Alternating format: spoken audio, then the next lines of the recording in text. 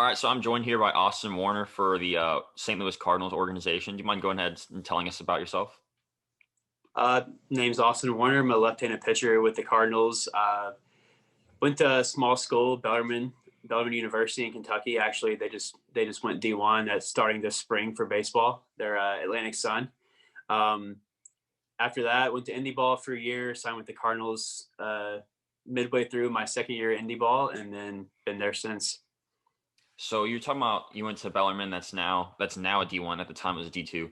And a little bit, are you kind of salty about that, or is it just kind of like that's awesome to see them move up? It's cool to see him move up. I mean, that was kind of, when I was being recruited by not the head coach now, but the one before, I had my freshman year, then Larry Owens moved in, the head coach there now. He's done a great job there. But that was kind of something that they were talking about, and they almost like used it as a recruiting ploy. Like, hey, we're going to be D1 soon. And they just tried to sell a lot sooner than it actually was, which they didn't know. They knew they were working on it, and being a good basketball school, that helped them out. So, no, it's cool that they're getting there. Yeah. So what kind of helped you decide to go there when you were in your recruiting process in high school? I wanted to go somewhere where I'd play. Like, I didn't want to go to like a bigger school. Like, I talked with the University of Louisville and Kentucky, being from the state of Kentucky. So going to Louisville, I probably would have maybe gotten a handful of innings as a freshman. Kentucky would have had a little bit more of an opportunity to throw. I knew I'd go to Bellarmine, and if not be in the rotation, which I wasn't my freshman year, but I got plenty of time as a freshman. I got my innings. That's something that I've done every year since college, and even before. Like, I always get my innings, whether I throw 80 in college and then go to the Northwoods League and throw 50, or Indyball to minor league ball, or just a full minor league season in the rotation. I'm always getting 100 plus, almost 150 innings. Was it kind of tough? Go ahead. Just being from home helped too. Like, Bellarmine's, 30 minutes from where I'm still living now.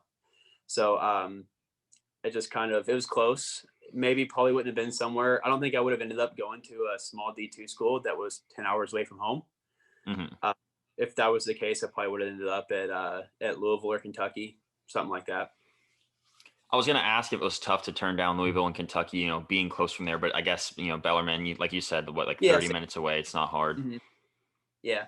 And like I said, I just wanted to play. I didn't want to go sit for a year or two. I didn't feel like that would be beneficial to me. And maybe I would have gone to one of those schools and been fine. And then going to the Northwoods League out of there, I saw how in high school, to me, JUCO seemed like something that if you were going to the JUCO, you either had bad grades or you weren't getting any offers. And that's just the way it was portrayed around here. And I wish someone would have told me that wasn't the truth, because that would have been something cool for me, like going to JUCO, throw well, go to the Northwoods League, throw well. And then I saw guys on my team in the Northwoods and Mankato just sign all over the country at big schools at JUCOs. And it's definitely a way to do it. So you talked about going to the Northwoods League. What year of college did you do that? I did that after my sophomore and junior year. Okay. Go ahead. I went 2 years there. Okay. 2 years to Mankato, yeah. What would you say is the difference, obviously, the whole setup's different, but like competition wise, going from, your D2, your school to now the Northwoods League, is there much of a competition difference? Yes and no. There wasn't. I think I expected more than there was. It seemed like both years I was there, the guys who were putting up the best numbers weren't the big, like, UCLA, Texas, TCU, LSU guys. They're all the JUCO guys or the smaller schools. So it was definitely competitive, and it wasn't anything I wasn't ready for, though. Mm-hmm. So what do you think? Obviously you went, it was 4 years at Bellarmine? Yes. So you went your 4 years. When did you kind of start to think like, okay, like I could go pro, like I could, you went to Indyball first, but like when is it kind of like in the picture, like, hey, like maybe college isn't it for me? Obviously that's kind of a dream that we've all had since we were little. So, I never counted myself out, but going to Bellarmine, there's been maybe 3 or 4 guys drafted from there ever, and I'm not one of them. Like, I'm not. Mm-hmm. I'm one of the guys that signed out after the fact. So we had probably the Northwoods. Like when I just saw myself being successful in a league that had a little higher competition level, and then just when there's not teams talking to you, but teams that are at least looking at you, just Mm-hmm. from talking to other people, coaches, and stuff like that. It just got a little bit more real. Threw in an All-Star game in the Northwoods League my second year there, and then I had a really small offer to like skip my senior year and sign with the Reds. Just not Okay. something worth skipping out on college, and then went from there. So I never knew that. So, after your senior year, or I guess towards the end of your senior year, was the draft in the picture? Was it kind of like, I have a chance, maybe not draft, but free agency, or what was the kind of like your mindset right I guess end of the Uh, season? the draft was in the picture. I had a few teams tell me, like, just be ready. 3 or 4 teams tell me just be ready for a phone call like day 3 of the draft, which is what used to be rounds 10 through 40. So stuff like that. I mean, that could have been, and it would have been a senior sign. It wouldn't have been like I'm sitting there waiting on a bunch of money. It's just Mm-hmm. just a chance and a plane ticket, pretty much. So, but I had a partial UCL tear going into my senior year when I finished that year in the Northwoods. So teams knew that. We had to tell teams that. So you go into, I threw a healthy year at school that year, but it's just like that's in the back of their mind. I'm already a fringy D2 guy, and then you throw elbow issues into it. It kind of, I'm sure, scared some people away. So then didn't get drafted, obviously, and a few weeks after that, signed with River City. So you said you had a partial UCL tear. Does that, well, first off, did it kind of like, did you sit out much of the fall? Was it something that like, maybe didn't uh, make you available as many games in the spring, or did it pretty much just like one of those like, oh, it's physically partial torn, but I feel great? I missed the fall. I had a PRP injection, and that was Mm-hmm. the like rehab for that. That was the fix. The PRP injection, and then just pure rest, like no like weightlifting, no running, just because you don't want to Wow. flush the plasma out of your blood, because that's what's there trying to regenerate the ligament. So kind of took it really slow all fall, and then had plenty of time to build it up in the spring. I mean, I threw 75, 80 innings, so I didn't miss out in the spring. And so did that just, since then, has it been pretty much gone in the Yeah, it's past? been fun. That's Yeah. awesome. Mm-hmm. Was the, so I'm guessing that was probably when the PRP was a pretty new idea. Yeah, it was pretty new. It was pretty experimental, is what they were calling it then. So, like as to where insurance wouldn't pay for that. Wow. So it wasn't ridiculously expensive, and it was definitely worth it. As in taking about 6 to 10 weeks of like sitting out and then a throwing program versus 9 months and then starting a throwing program. Yeah. So, like you said, it was worth it, but like, was it kind of nerve wracking knowing, okay, like this like injection could just be, a pause on time. Like when I start throwing again, I'll need Tommy John, or was it kind of Exactly. like, shoot, let's do this? I mean, it was let's try, because I knew I wasn't going to get drafted if I missed my senior year and went back for a 5th year. I would have to do, you already had to put up stupid numbers in Division II to get drafted, let alone do it as a 5th year. So it was kind of like, this is my shot. If this doesn't work, then we'll see. And even after the draft, I didn't even really ever consider Indyball up until the draft ended. And I'm like, okay, well, what's my next option? Like, I either sit here and like wait for a free agent sign, or just go play and go put up numbers. That worked. Yeah, that seemed to work great. So into the Indyball part, was it kind of like, did you have an agent that kind of said, hey, like we can get you on a team here, or was it just like, shoot, like I guess this is my other way to get to the affiliated ball? I had an advisor at the time that he sort of helped me through the draft process. It's just a guy that I met up with. He actually came to me in the Northwoods League, and just we talked for a bit, and then just kind of kept in touch. And he just helped me out, and he actually helped me get to the River City as well. Okay. Just kind of, he called me one day and he was like, "Hey, they want you to come up and throw." Went up and threw a bullpen, and then kind of sat in the bullpen for 10 minutes while the coach and a couple of guys, the catcher, and then like another guy stood in, and they went and talked, and then came back, and they were like, "Go ahead and go to the clubhouse. We'll get you a contract and stuff." So it was as easy as that. Just drive to St. Louis, throw a bullpen, and hang out. But was that kind of nerve wracking? Just like sitting there being like, all right, like I'm watching these guys talk about like if I'm going to be on the team or not. Yeah. I mean, I felt like I was fine, really. Like, Okay. I didn't like, I kind of went up there like, I'm gonna like if I want to play, I'm gonna play. I don't know why I had confidence like that. It just seemed like if I was driving up to throw a bullpen, they were gonna be like, nah, go home. Yeah. Yeah. So, talk a little bit about the mental process of like, okay, I just finished my senior season, didn't get drafted. Was it, was it hard going in indie ball and thinking like, okay, like my chances are slim, or was it like, let's do this, let's go all in indie ball, then pitch good, and we'll see what goes from there? I didn't really know what to think of indie ball because I mean, I knew nothing about it. I knew like I had a blast playing indie ball. It was like, I mean, like you, if you get a chance, like if you don't get drafted or anything and you can go just maybe, even if you just go and do that for a year before you like get a job or whatever, like Hmm. I'd say do it. It was some of the most fun baseball I've played just because it is like, it's all on your own. You do what you want to do. You get the work in you need to get in. And it's fun and everybody wants to win. No one's there for themselves really, just because it is indie ball. It's not minor league ball. Minor league ball, you're more kind of there for you. Like Hmm. the overall team doesn't really mean a whole lot to a lot of guys because you're there to promote yourself and not like I mean if your team wins 100 games a year, that doesn't do much for you unless you're doing Yeah. well as also.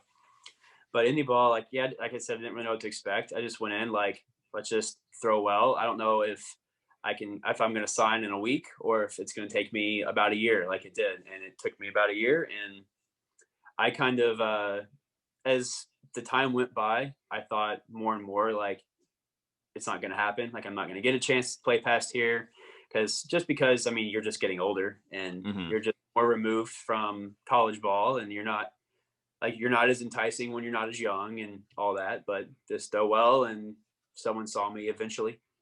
So you talked about being, like getting older, already being 4 years of college, and then, you started to feel like you weren't going to get signed. Was that at the end of your first season, or was that your second season back? That was the second. The first one, I was Okay. like, I'm going to play this out. And then I went into the off season thinking I'll go back if they want me to come back. And then was kind of mentally telling myself, like, I'll play this full year. And if nothing happens from that, I'll be done. And I'm glad I never had to make that decision because I probably would have kept going.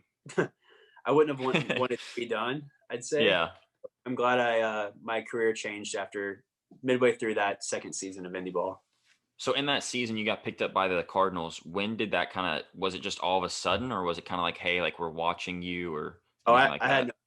no, it was, I mean, it was, so the scout that signed me is actually, works like minor league front office with the Cardinals. He's not even really a scout.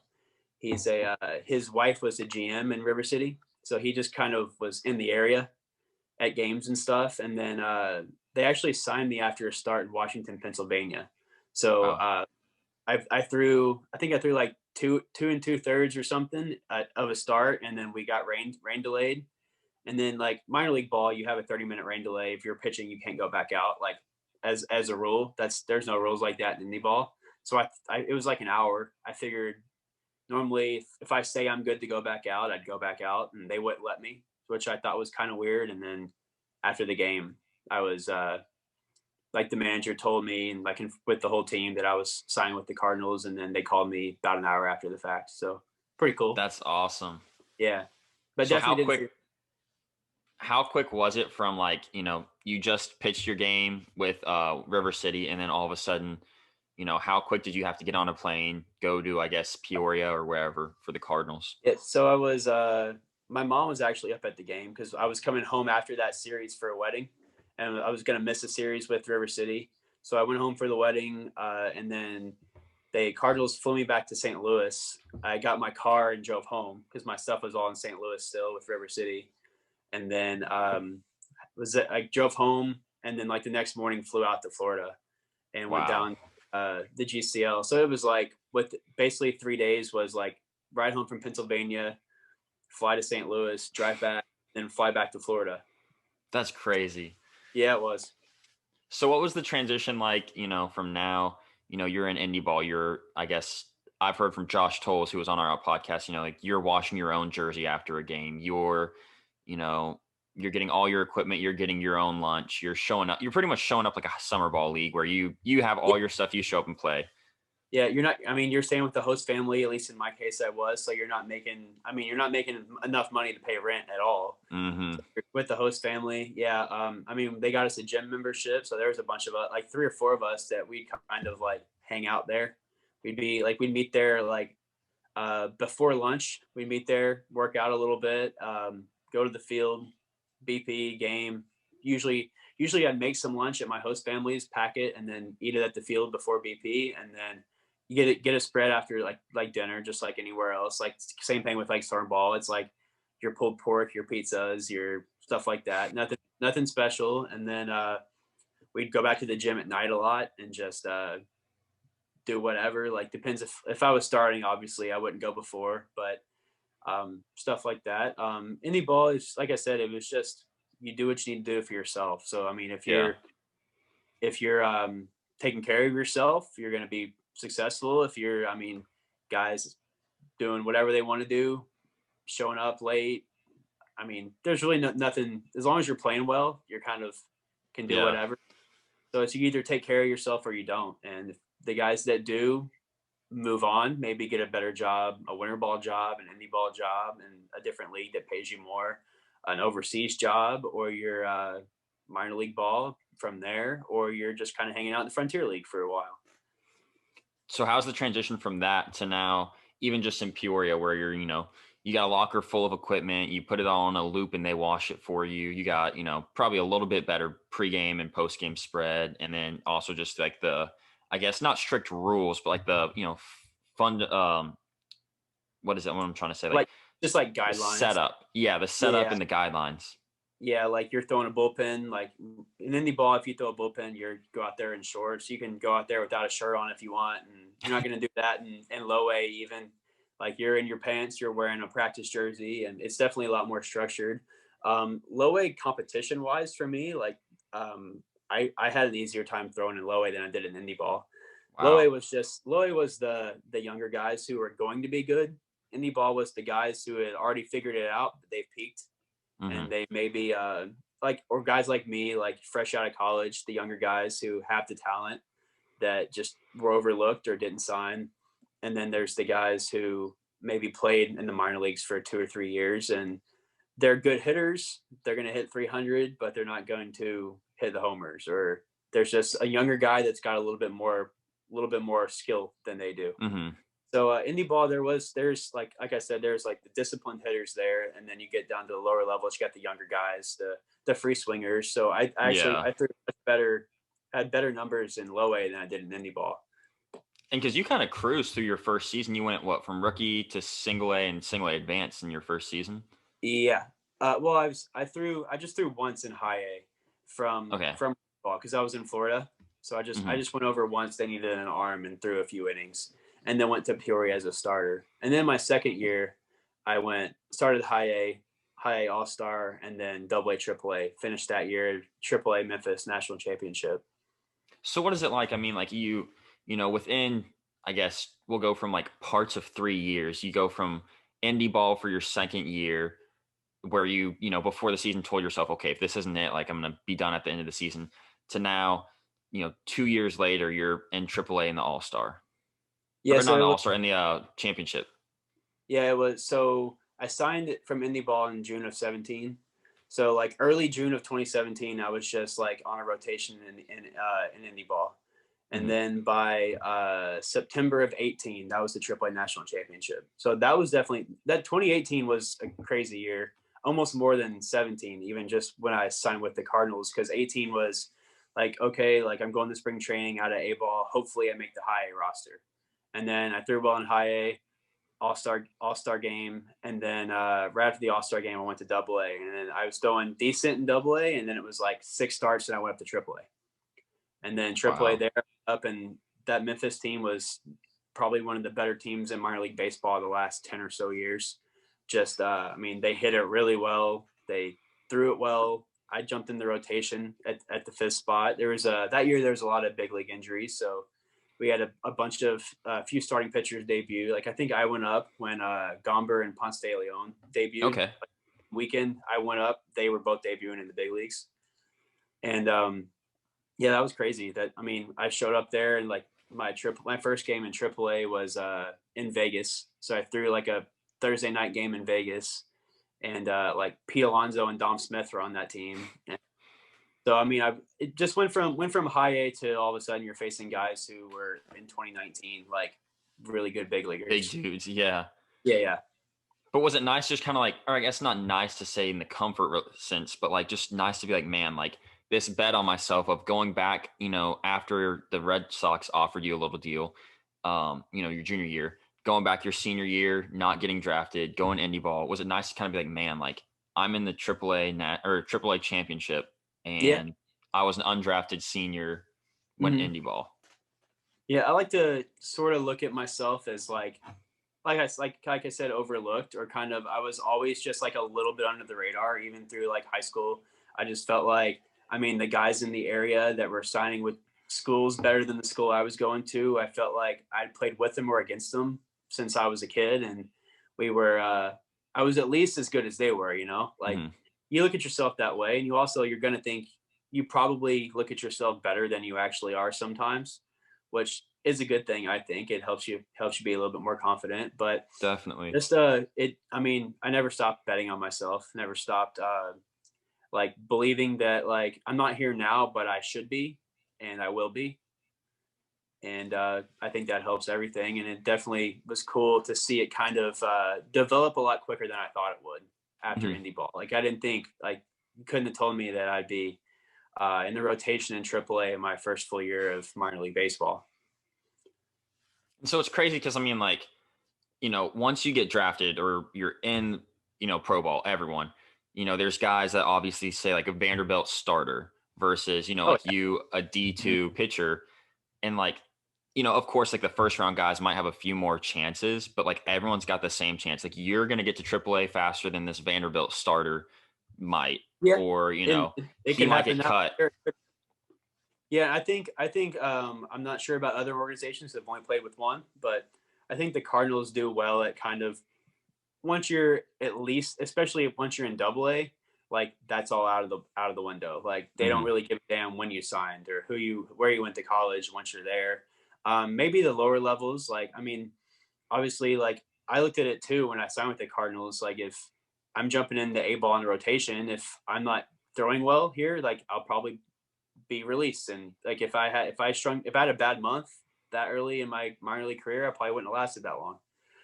Because I mean, I saw that happen in Indyball. I saw guys in my Indyball team sign, and then like they're with me in Indyball in May. They sign in early May, and then they're back by July. They had already played their minor league career and gotten released and back in Indyball. So definitely a quick trigger sometimes. I don't know if that was the plan for me, if it's kind of like throw you to the wolves, here you go, but it kind of seems like that's what happens with Indyball guys sometimes. Yeah. Do you think that pressure helped you, just knowing like, okay, like not obviously I have to be picture perfect, but like I've got pressure and let's see what I can do? Yeah, I think it helps. I mean, I definitely like I wasn't comfortable. I was not comfortable there, like in A ball. Like once I got into a groove, I was comfortable while I was on the mound, but I was not like felt like I was secure. Like I was definitely going to be in spring training next year. I just kind of had to just keep putting up numbers, keep doing it, and keep doing what I could do. So fast forward a little bit, like you said, you're in the championship. You had 2 All-Stars by 2019. Yeah. Looking over, after your career, or not after your career, but like looking past this now, what's kind of like something, like you said, just being like underlooked, what's something that helped you, or overlooked, that just helped you, trust the process, trust that like I've said, you went from undrafted. What's kind of something that helped you just like trust yourself and like not, second guess it? Just to like take it step by step, like take it into like we're at a D2. Now we're in the Northwoods League. That's a little step up, and then now we're undrafted. Now we maybe took a step back a little bit. We don't know where to go next. Now we're in the ball. We're playing again, so we're back on track, and then just working up the steps from there. And I guess knowing that just the process isn't necessarily going to be a straight line. Yeah, and it's definitely hard. Like when 2018 finished in AAA, 2019 started in DoubleA.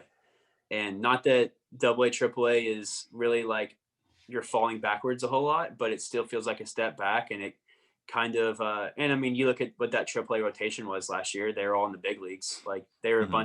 bunch of guys up there, but I just felt like I should be there, and it pissed me off a little bit, obviously. And then going to like that year, like I started out pretty slow in 2019. Like I had a bad like April, and then turned it around in May. And I just think part of that is like I was just a little bitter. And when I'm bitter, I don't throw well. But when I get comfortable at a spot, I throw really well. Just like where Hmm. I'm happy where I'm at. I'm comfortable where I'm at. I'm here. Like I just all I'm worried about is every fifth day, and just going out there and doing my thing. And then I'll go up when I go up, or I'll stay here the rest of the year and then start again next year. That's awesome. So Mm-hmm. talk me through a little bit, I guess the night before your start to your start routine. Uh, Night before, I always say too, I worry about sleep, like getting the most sleep, like not the night before, but 2 nights before my start. Like Hmm. I can get, I mean, obviously you want to sleep okay at least the night before your start, but I've noticed that if I have like a bad night's sleep 2 days before, I won't feel as great for my start. So I'll Okay. focus. It kind of starts then, I guess.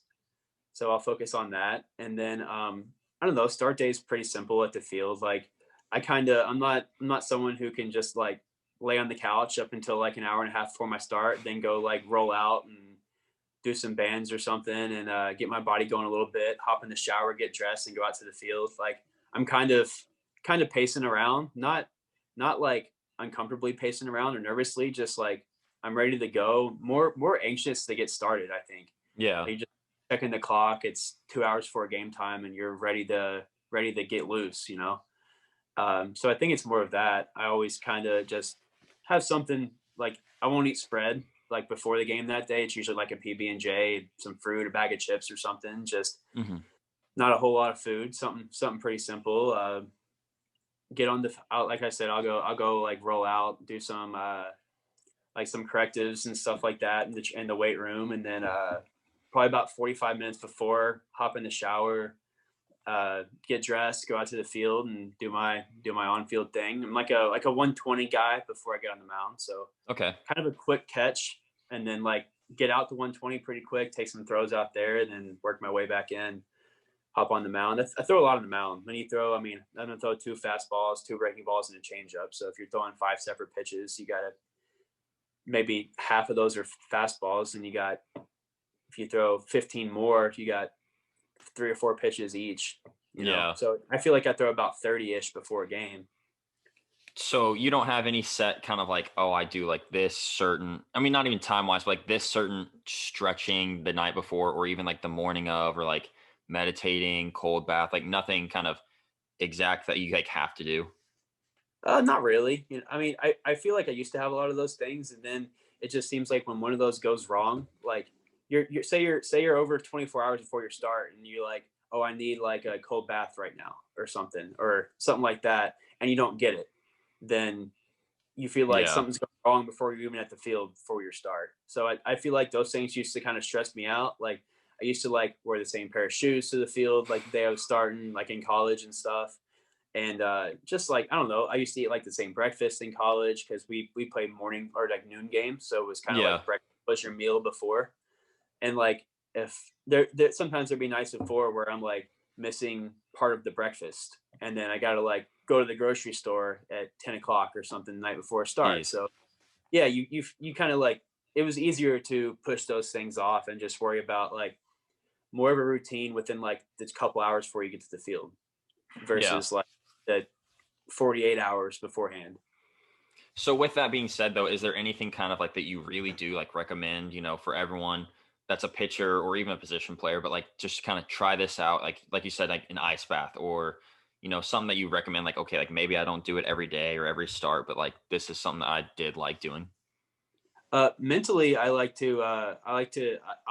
visualization. Like maybe you just like if you're laying in bed the night before, you see yourself executing like for me like that left on left changeup, like maybe a pitch that I don't throw a whole lot, and if I do, I don't execute it a whole lot.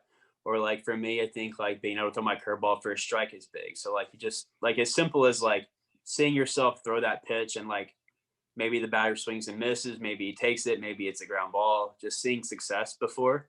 I also like after starts like to keep a notebook. I'll kind of just I'll jot down like the lineup, my box score, and just like little notes on the hitters, like maybe like what I did well against this guy, what I threw that he hit, maybe certain spots or holes in his swing that I saw, maybe certain strengths I saw of his, and just like have that down. And then like you play in the Texas League, you play pretty much the same 4 teams over and over again, because it's split split 2 different parts of the league, but it's only an 8-team league. So you play the same, like you're 4, you play that same side a lot. So I had a handful of starts, probably 6 or 7 against Northwest Arkansas. So it's the Royals, and they hit like 5 to 6 lefties off me a lot. And then if there's a righty on the mound, they're hitting 7 or 8 sometimes. So just a team like that, like you get to know the batters, and the batter may be like this person in the first half of the year. Like there's a kid there, Nick Heath, you probably know who he is. Like, I feel like I had his number in the first half, and then by the second half of the year, like he was a completely different hitter, and he was hitting it really well. And then he debuted last year, So just guys like that, you see, maybe they are struggling early, and then you have all this stuff on them. You think you got them, and then you see them again 2 weeks later, and they're a completely different hitter. So that's why I do it after every start. Then you can kind of compare the two. I think that helps. Just kind of, and even on that, I'm not just looking at the lineup. I'm also seeing like what I did well or what I didn't do well. So as much as like pitching versus that, to like the run game, to if I like made an error in the field, just stuff like that, just jotting down like the good and the bad, just to go over it. I know hitters do that as well. Yeah. And so 2 questions on that. First, is that journal just for games, or do you like, maybe higher intent days, like a bullpen, you'll take notes in that too?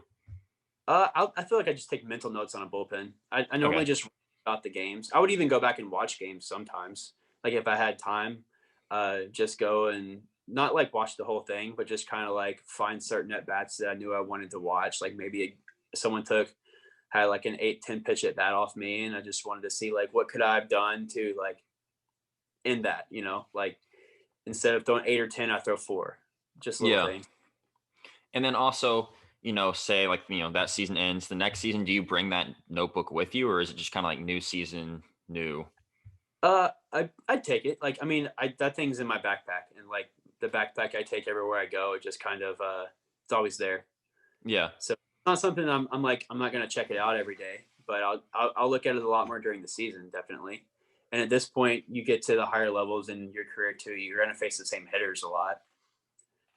Or even just moving up in the minors, if you're moving up pretty much like level by level, maybe 1 or 2 levels a year, a lot of guys are doing that. So you might see there's guys that I'm sure I faced in 3 or 4 levels by now. Yeah. So are you big into any certain like diet, or, I'm sorry. I know you're not big into any routines, but are you big to like diets as in like, supplements, or just like meal nutrition, any of that? Supplements, yeah, just the stuff that we have. The stuff that's given to us. I wouldn't say I take it religiously, but it's definitely something that I take advantage of. Little stuff, protein, the creatine, and then like all the fish oils, the multivitamins, just healthy things, not even necessarily like performance enhancing supplements, but just things to stay healthy. And then diet wise, like I haven't for about 1.5 years now, I haven't had meat. I haven't been eating meat. Okay. I don't know. Like it was just something I was going to try to start. I was going to try to start, and then just kind of stuck. So Wow.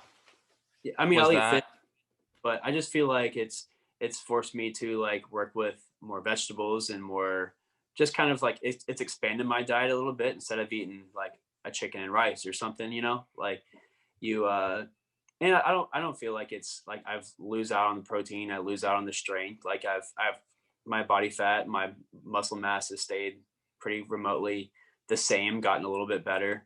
So Wow. it's not killing me, but yeah.